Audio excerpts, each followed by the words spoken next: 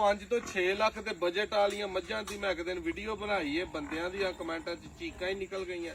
ਕੋਈ ਆਂਦਾ 3.5 ਦੀ ਇੱਥੋਂ ਫੈਸਲਾਬਾਦੋਂ, ਸਾਹੀਵਾਲੋਂ, ਸ਼ੇਹੂਪੁਰਿਓਂ, ਲਾਹੌਰੋਂ ਚੰਗੀ ਭਲੀ ਸਿੱਧਰੀ ਪੱਧਰੀ ਲੱਭ ਜਾਂਦੀ ਏ।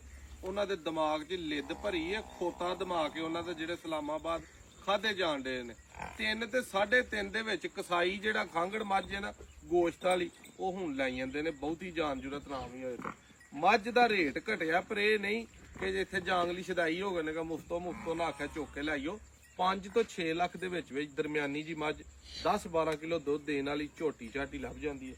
ਇਹ ਹੁਣ ਮੱਝ ਵੇਖੋ 6 ਦੇ ਬਜਟ 'ਚ ਤਕਰੀਬਨ ਸਾਨੂੰ ਪੀ ਲਈਏ, ਇਹਦੇ ਤੇ 20,000 ਖਰਚਾ ਪੈਣਾ, ਕੋਈ 20-25 ਆਹ ਲੈਣਾ, ਇਹ ਜਾ ਕੇ ਤਕਰੀਬਨ 6.5 ਨੂੰ ਇਹਨੇ ਟੱਪ ਜਾਣਾ। ਠੀਕ ਹੈ, ਇੱਧਰ ਅਗਰ ਫਿਰ ਕੇ ਲਈਏ ਤੇ 5.5 ਤੋਂ 6 ਦੇ ਬਜਟ 'ਚ ਇੰਜ ਦੀ ਝੋਟੀ ਝਾਟੀ ਜਿਹੜੀ ਉਹ ਲੱਭ ਜਾਂਦੀ ਹੈ ਸੂਈ ਸਵਾਈ।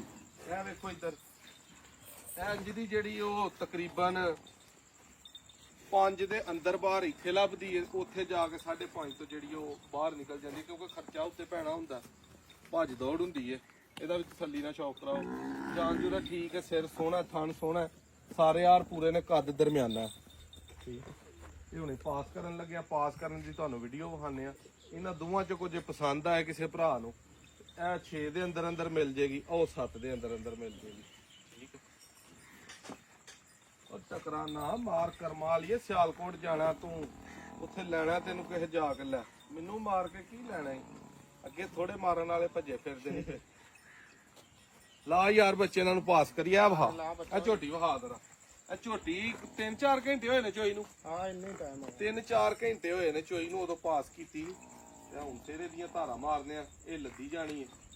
ਸਿਰ ਸੁਰ ਬਾਕੀ ਸੋਹਣਾ, ਥਣ ਛਣ ਹਰ ਚੀਜ਼ ਸੋਹਣੀ ਹੈ। ਕੱਦ ਦਰਮਿਆਨੀ ਚ ਇਹਦਾ ਥੋੜਾ ਵੱਡਾ ਲਾ ਲਓ ਤੇ ਇਹਦਾ